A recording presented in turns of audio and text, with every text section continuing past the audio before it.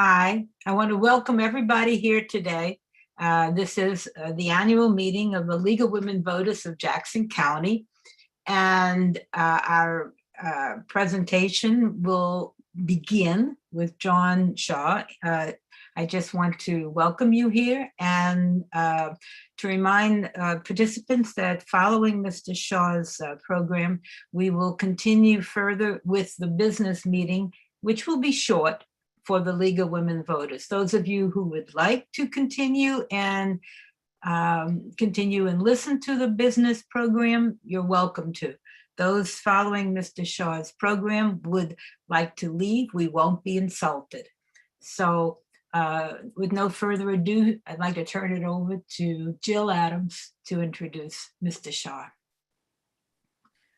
Our speaker today is John Shaw, who is the director of the Paul Simon Public Policy Institute. Mr. Shaw has been director there since January of 2018. He's a native of Peoria, receiving his undergraduate degree from Knox College and a master's in history from the University of New South Wales in Sydney, Australia. He's worked in government. He was a journalist for over 25 years and is the author of 5 books. If you have questions as he speaks, please enter them in the question and answer or in the chat. And after his talk, I will try to moderate the questions, read them, and hopefully we can get answers to some of those questions. Mr. Shaw.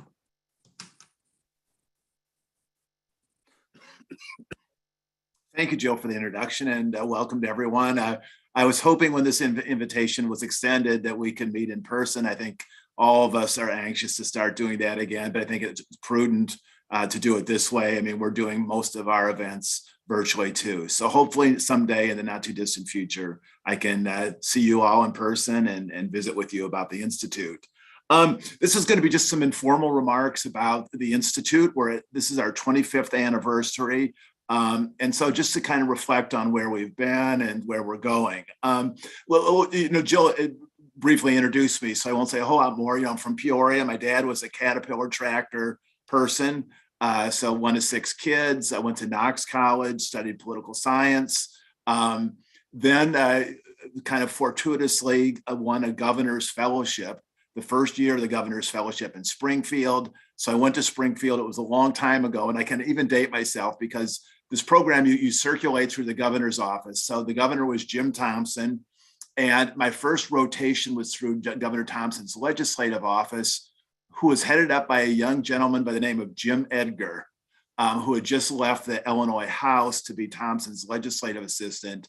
And then in a year or two, he went on to become Illinois Secretary of State and then, of course, governor.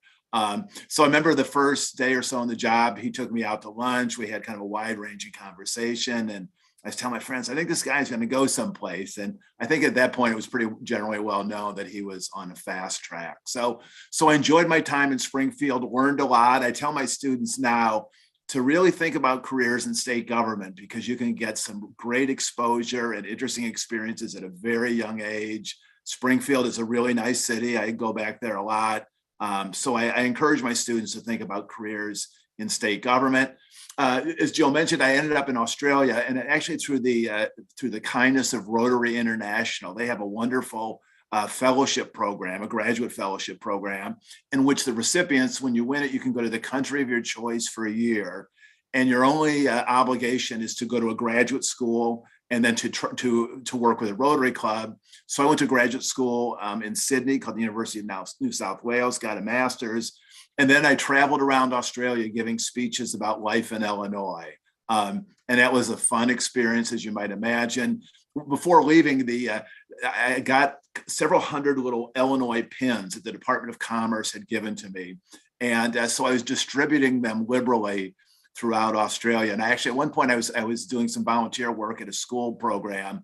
So there's like 50 or 60 young kids, and I gave them these Illinois badges, and I didn't see him for a couple of days. And then the cool kid in the class started wearing his.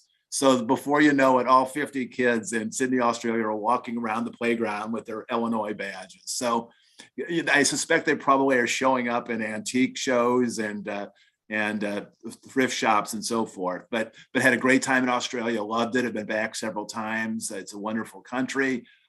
Came back to the U.S. and then I went to Washington, D.C., went to graduate school at Johns Hopkins School of International Affairs, and then ended up getting a job as a reporter. And it's one of these life lessons. It was a small company looking for a congressional reporter. So I said, okay, fine. I joined it and I said, I'll be there for a year. And 26 years later, I ended up leaving, but it was an amazing opportunity. I had a little desk in the Capitol. And the thing is, as a congressional reporter, once you have a press credential, I mean, this is before 9/11 and then also, of course, January 6th, but you could just walk, freely through the Capitol. So you're walking down the hall and, here comes Hillary Clinton or John McCain or Barack Obama, or Nelson Mandela with an entourage or Tony Blair. I mean, it was just an amazing experience to cover Congress. I enjoyed it. Also did some writing for a diplomatic newspaper, which allowed me to do profiles of diplomats, which was a fun thing. It's, an interest of mine, international affairs. I ended up writing a couple of books. One of them was just profiling an ambassador. I was keeping my full-time job, but I shadowed this ambassador for about a year and a half. And he was Sweden's ambassador to the US and, one of the best diplomats in Washington. But one of the benefits of this research project is I had a standing invitation to go to events at the Swedish embassy. And they had this beautiful, amazing embassy in Northwest Washington, had these lavish parties with dinner, wonderful meal and beverages. And this man, the diplomat, was this incredible networker. So you'd go to a reception and you'd see 3 or 4 Supreme Court justices there.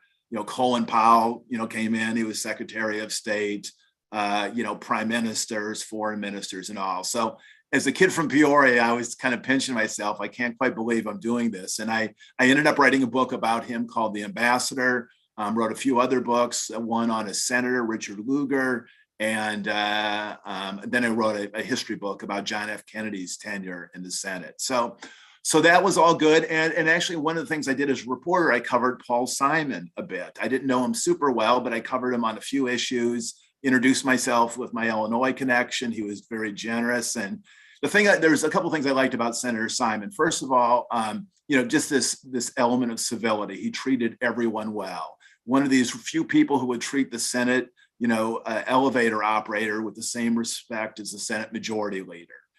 Worked with people from both sides. He had strong views, but he didn't demonize. He didn't hate. He had a sense of the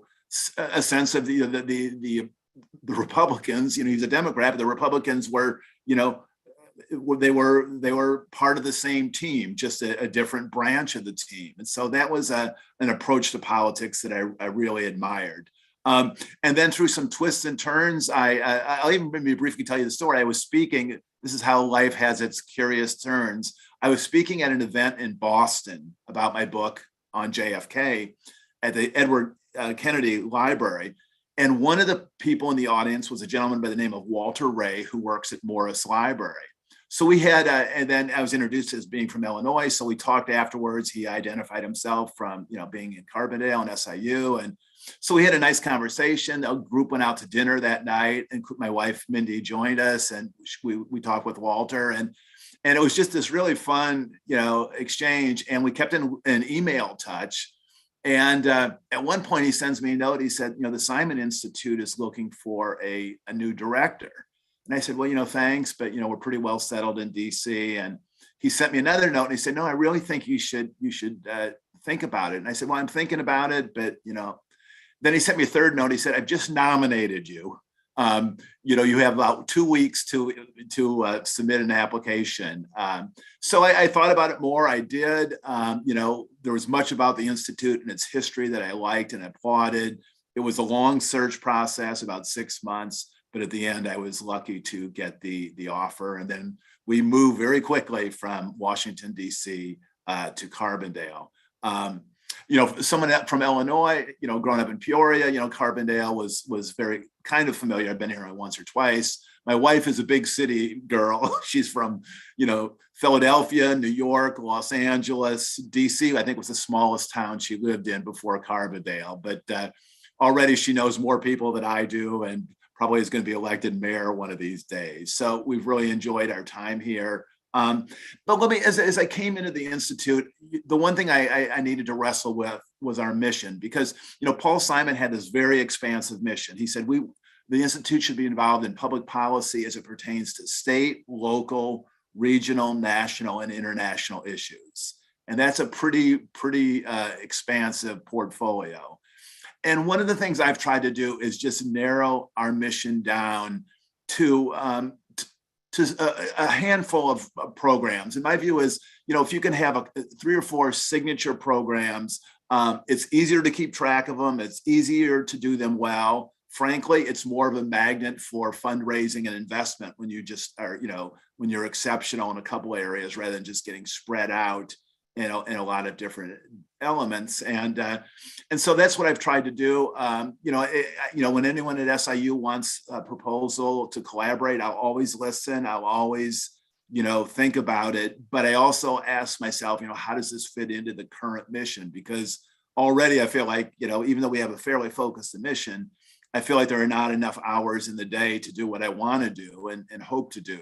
So I'm reluctant to just automatically take on new projects that are not really related to our core mission. But let me talk about the 3 kind of pillars of the Institute, and then open it up for questions. The first one is just, civil conversations. And here, the world of Zoom has provided us some opportunities. We've launched a series called Understanding Our New World, in which we've had Zoom conversations for now 2 years with really an amazing group of people. And the one thing I've sort of learned is we got some really good guests early on, and then it became sort of, flattery by association. So you can, tell other people so-and-so did it, would you be willing to do it? But, just some of our guests have included, and these are almost hour-long conversations, 45 minutes to an hour. We had Mary Robinson, the former president of Ireland, Leon Panetta, the former defense secretary and CIA director, Bill Burns, who was running a think tank, who's now the current CIA director, Pete Buttigieg, who was at Notre Dame at the time, then became Secretary of Transportation. We've had Jim Bullard, who's president of the St. Louis Federal Reserve Bank. My particular love is history. We've had 5 Pulitzer Prize winning historians who visited with us. We had Nicole Perlroth, who was a New York Times cybersecurity reporter, who gave us just some wonderful conversation. We've had ambassadors from Sweden and the European Union. We've had a couple foreign ministers, 2 college presidents, and the highest ranking African-American in the history of the Navy. Just an amazing person. We've had a 4-star general who's now the president of Brookings. So this has been a real opportunity. And we're just even yesterday, we had a terrific event with Melinda Hindenburger, who's 3-time Pulitzer Prize finalist, who's this amazing columnist for the Kansas City Star. Although what I mentioned earlier to our friends that she agreed to this some months ago, but then life changed and she starts a new job this coming Monday in Sacramento. So she was driving to Sacramento, pulled off in Denver, spent the day with a friend, and did a Zoom event with us, and was just really terrific about reporting and writing in the news industry. She's just really, really good. And I want to just say, one of the things that I've tried to do this year in particular is to invite people that can help us reflect on American democracy, because, let's be direct. These are difficult times. There's a lot of serious challenges to our democracy. So we've tried to bring in people who've been helping us understand what's going on. I'll give you one example. We had a professor from Princeton, Julian Zelizer, who's written this terrific book called Fault Lines, which describes the United States since 1974. And he lays out far more clearly than anyone else that I've read just how America has become so fractured and divided. And doesn't, it's not Pollyanna. He's not saying this is all going to end, but he does suggest that there are cycles in American history, and that, at times when things have seemed really dark, the country has turned in a positive way. So in that sense, gave us some hope. One event that I want to do later this summer in this vein is I have two histories on my bookshelf. One is a history of the Republican Party by a professor from Boston College, and one is a history of the Democratic Party from a professor from Georgetown. Both of them are, really excellent books, very fair-minded and balanced. And I want to arrange back-to-back conversations with these two authors. And my hope is to just, like the person who wrote on the Republican Party, to just lay out the best traditions of the Republican Party, plus some criticisms, but just, what is the Republican Party at its best? And the same with the author of the Democratic history. What is the Democratic Party at its best? Because I think in this really deeply polarized time in which, there is, what people call negative partisanship, where they don't love their own party, they just really dislike the other party. I think it could be a really valuable service to understand, for all of us to understand what the best traditions of each party are and what they represent. So that's the first kind of pillar, our conversations. A second pillar are the Illinois programs. And I thank you, Jill, for passing out the one pager. And that, what I want to do is just kind of show you, some of the programs we have that are focused on Illinois. And I wish I could tell you that, when I started here 4 years ago, I had this clearly, mapped out in my head, and it was just this great strategic plan. But a lot of it is just kind of, figuring it out as you go. I mean, I knew Paul Simon was deeply committed to Illinois, and we wanted to have some strong Illinois programs. Let me just tick off a couple of them. One of them, we have this Renewing Illinois Summit for university students. Had the first one in 2019. It was terrific. We are ready to have it in 2020. The pandemic came. And then we are going to hopefully have it on campus in October. And we had about 25 students from across the state. We're hoping to get up to 75 from a number of different schools, with some really interesting discussions about the future of Illinois. We have an Illinois authors event, which has been really fun. We are going to have a conversation in a couple of weeks with Ray Long, who's a Chicago Tribune reporter who's written a book on Speaker Madigan. We had a great Illinois authors event with Doug Wilson, who's one of the leading Lincoln scholars in the country. We had a great event with Margot Jefferson, who's a Pulitzer Prize winning columnist from the New York Times, who grew up in Chicago. And she's an African-American woman and writes a book about growing up in what she calls elite African-American Chicago in the 1950s. Utterly terrific person. And all these are on our website if you would like to track them down. So we have a Meet the Mayor series. We had just this last week, we had a conversation with the mayor of East St. Louis that was really terrific. We're working with former Governor Edgar, on an award on statesmanship in Illinois. And the nominations are open, and Governor Edgar and I are going to make a selection in August and announce that at the Edgar Fellows event. Let me ask you just one final program, pardon me, that I'm really looking forward to developing, which is congressional conversations. And the notion I had is that, we have an Illinois congressional delegation that is aware of SIU, but doesn't know many of them that much about it. So my thought was, let's bring someone from the Illinois congressional delegation to campus, spend a day and a half or 2 days in Carbondale, meet with students, speak at the Institute, speak at a service club, maybe speak to your group if we could arrange it, and just have someone from, preferably outside of the Southern Illinois, come to the community, see what SIU looks like and what Carbondale looks like. So we had to do it virtually this year, this spring, had a great conversation with a congressman from Northern Illinois. And then hopefully next year we can start bringing people to campus. So that's the second pillar, Illinois programs. The third pillar is student programs. We have scholarships and internships and fellowships that have been really critical to get students to understand public policy and work in a professional environment.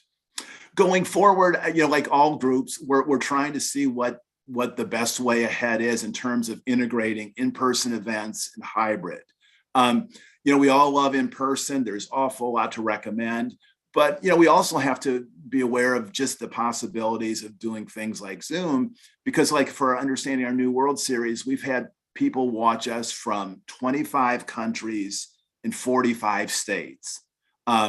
We've had some of our conversations we put on YouTube and have had 6, 7, 8,000 views. Not it's not like Britney Spears or anything like that, but still it's it gives a reach that is pretty formidable. And as all of you know, when you organize events in Carbondale, I mean, they're great, they're fun, it's important to interact with people, but you can work really, really hard and spend a lot of money and have someone speak to 50 or 75 people in an SIU ballroom.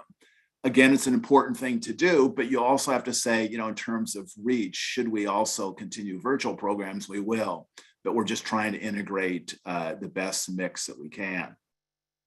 Let me just end on this note. This is our 25th anniversary. We're still thinking through events for this fall.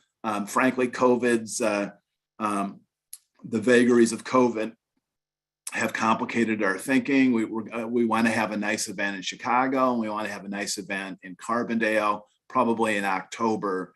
But we're just trying to, again, gauge what COVID will allow for us to do safely. But we really do want to celebrate the Institute. And let me end maybe with a small Paul Simon story that might provide a context for this discussion, because everyone who knew Paul Simon, I just knew him slightly, talks about what a remarkable person he was in many respects. But the one thing I like, two things, just sort of his civility and his straight talk. And to me, that's exemplified in a letter that he received when he was a senator. And it was a very, very harsh letter from a constituent on an issue. And I think it was maybe guns. And this person said, I really strongly disagree with you on this position. I think you're totally off base. You're misguided. Just a really, really harsh letter.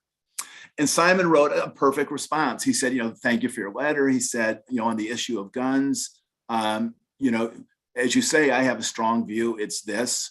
You have a very, very strong position, as you expressed. So if this is an important issue to you, and I think it is, you should vote for someone else. And I love to tell that story to my students, because I say, first of all, let's pay attention to what he did not say. He didn't challenge their patriotism or their intelligence or their decency, nor did he pretend that, hey, we're almost together on this. He just said, this is what I believe. And, I believe it. And this is what you believe, and you believe it. And let's talk, let's have a civil conversation. But when it comes to voting, if you are not persuaded by my perspective, you should vote for someone else. And there's no, that's how democracy works. And it's interesting when I tell this story to students, you can see them, thinking and then just saying, so you can actually operate at a high level of politics with this mentality of just saying, I'm just going to say who I am and do what I think is right. And if I have a long career, that's great. If I have a short career, I can live with that. There are worse things in the world than having, a short political career that's deeply principled and honorable. So that's the ethos that I think all of us at the Institute are trying to keep alive and maintain, this sense of just straight talk and civility and decency. So let me stop there, and I'll be glad to take any comments or questions you have, and I'll let Gail or Jill moderate that. So please put any questions in either the Q&A or the chat. Thank you for those comments and discussion of what you have. You've addressed the one question we have, which is from Gail a little bit, but maybe you can elaborate more on it. Since Zoom allows you to talk to people around the world, do you think you will continue that format? I do. I think it's provided us just some remarkable opportunities and access to people. And so, yeah, and I have to say, I'm not trying to talk out of school here, but every one of these have been free. So, we've literally had hundreds of thousands of dollars of value, if you will, for no charge, apart from, our Zoom subscription fee. So it's been, and we've had, cumulatively, tens of thousands of people who have watched our events. So it's given us a chance to have a wider reach. I mean, one of the things I might just say strategically, I do is, as someone who's written some books, I know that if someone is out with a new book, they are oftentimes quite much more accessible than if they're not. So in a couple of weeks, we're having the chief economic correspondent for the New York Times, Peter Goodman, join us. And he's just come out with a book called Davos Man, which is about the global economy. So, I saw that book actually at the Barnes & Noble in Carbondale, and I got in touch with his publicist, and he agreed to do a Zoom event with us in a couple of weeks. So I think this Zoom provides us with lots of opportunities. Again, I mean, balancing it with the sort of weariness that all of us feel. And I know one thing that I would say is, the Institute will be cutting back some. I've kind of gotten on a roll, and we've been doing a lot of them. We've done well over 50 over 2 years. And it's frankly pretty demanding to prepare for these interviews, and it takes a lot of time. I think it's good and valuable. So I think we probably would like to get into a mode where we're doing maybe one of these a month. And then also trying, when it's safe, to bringing back in-person events, bringing back good speakers on campus. I mean, one of the things when we have good speakers on campus is we try to arrange for them to meet with students in a private setting, which is always a good experience for them. One of the things I was going to ask was, I know that you've done a lot with involving students when you have speakers in person. Do you have any sense of whether students are attending the online Zoom events? They are some. I mean, not as much as I would like, frankly. And I will say one thing, just before this meeting, I had a Dean's Council meeting at SIU, and the provost said, we have this monthly meeting, and every month she asked me to explain our program. And she says to all the deans, please get your students to attend these. This is a huge opportunity. And this is not something we should squander. So I think there are some students who join, not as many as I like, although it's interesting. This is maybe a different discussion, but I know, talking to just some visitors from other campuses, that they say, and maybe it's just the kind of flow of life now, that it's increasing. Even pre-COVID, it was getting increasingly difficult to get students to come to events. And I talked to a professor from Stanford, and they having, presidents and prime ministers and movie stars and everything. And he said it's just very, very difficult to get students to attend events now. So we're doing all that we can to encourage it. And some professors are giving extra credit for students who attend. And we've had a couple classes where the whole class attended. One of my favorite, just quickly, was we had this wonderful conversation with Ruth Simmons, who was the first African-American woman to be president of Ivy League school. And so she's now a president of Prairie Valley A&M, and just an amazing person, and talked very movingly about the teachers that have been important in her life, and gave a couple examples of both tough love and support. And I was glad the dean of the College of Education saw it, and he sent the link to all of the faculty and said, this is why we're in teaching. This is the message we should be absorbing and communicating. So yes, students are joining us, not as much as I'd like, but I hope that the numbers grow. And Mary Avery was asking, when you do the Zoom and you have recordings, are those recordings available online through the Institute? Yeah, and you could even just go on YouTube and just say it's like Ruth Simmons, you could just go into YouTube and say Ruth Simmons, Paul Simon Public Policy Institute, and it will quickly come up. So all these are available on YouTube, and they're also available on our website. And Jennifer asks, do you collaborate with other organizations on the event? And I assume when you do Zoom, are you paying the speakers? We are not paying the speakers. And it was interesting because, I don't, initially I was, agnostic about whether we should, but the first 3 or 4 said, they didn't ask. So, and then, so we got into a place where, people were, we were doing it for free. I mean, we've approached several people and they said, oh yeah, we'd be glad to do it for $15,000 for an hour on Zoom. And that's just not within our budget. And plus we know that we can get others, who'll do it for free. A lot of times there are people who are just committed to education and want to support a university.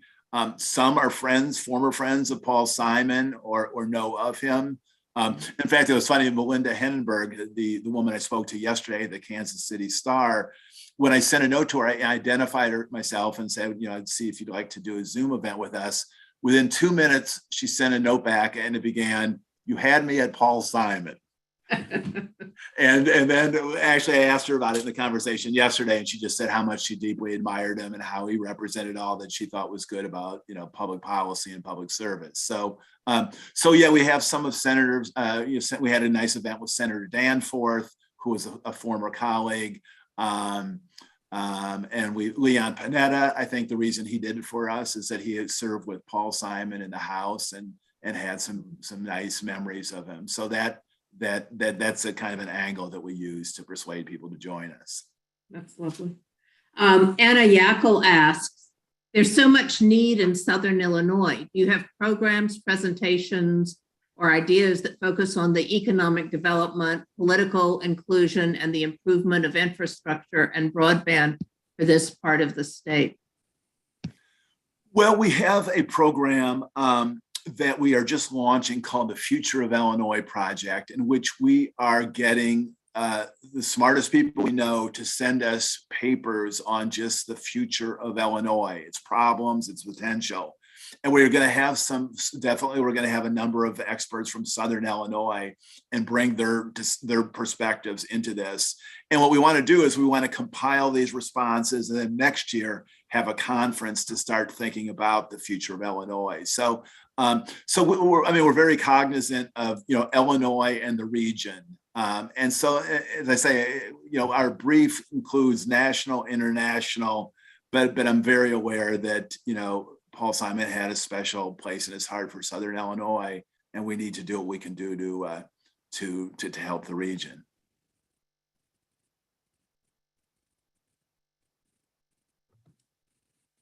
I'm trying to see if there are any more questions. I saw a comment from Norma, but not a question. I will say, yeah, I saw Norma's comment. I mean, it's funny.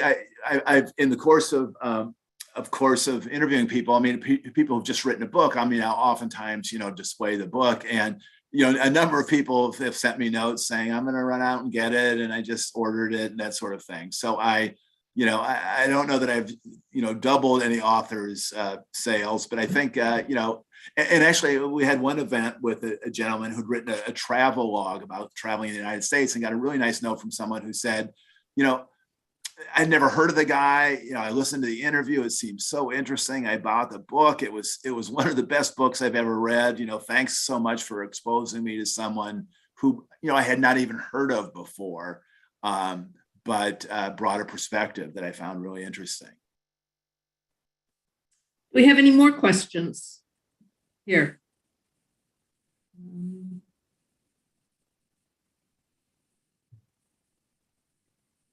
Well, thank you very much for your thoughts.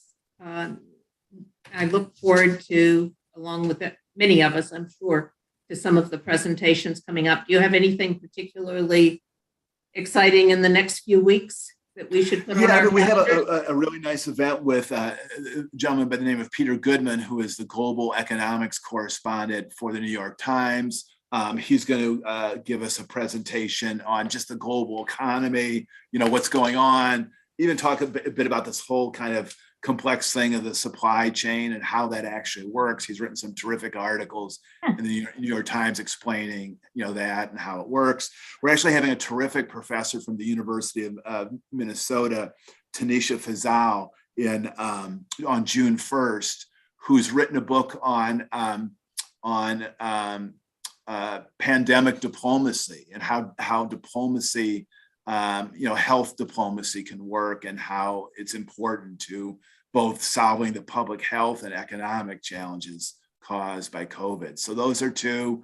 And then, as I said, I'm trying to get these two authors on the history of the Democratic and Republican Party, respectively, to come in and just to have separate conversations. So those are that we have on the docket right now. I've kind of wore out the staff at the Institute. They're telling me to slow down because it takes some preparation, but it's fun, and I think it's been a good thing to provide. Do you know off the top of your head when the Peter Goodman? It's May 23rd. Thank you. Anyone else? Any more questions? Gail, you want to?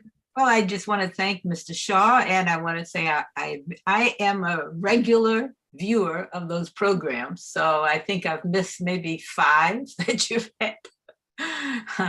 So they're very much, in fact, I also want to say that particularly when you started, particularly when COVID started, it was a lifesaver. It really was. It was something to do when you had them on intellectually, when you couldn't go out and interact with other people. So that's another aspect to that, is that it really was intellectually a lifesaver for many of us.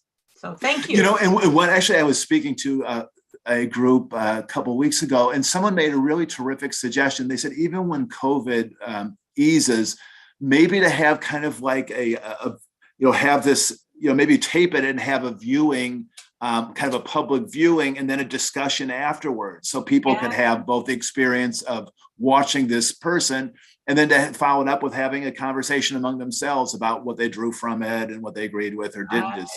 So that's something that we definitely want to think about. Is there a place on campus where you can do both formats? In other words, look at something, could be from China, and we'd be sitting there in the audience and could discuss. Is there a place on campus? I have to think so. I don't know specifically, but I have to think in the student center that, they've really, during COVID, really enhanced their video conferencing capacities. So that's something we will look into, because I think it would be a really nice benefit. Right. No, thank you. Well, again, thank you so much for your program today and telling us about the Institute. And I want to mention to everybody else that we will be following this with the League program. And so if you are finished, you may leave the program. Jennifer is going to switch everybody then to panelists. So we'll all be visible again, little bitty pictures. And thank you again.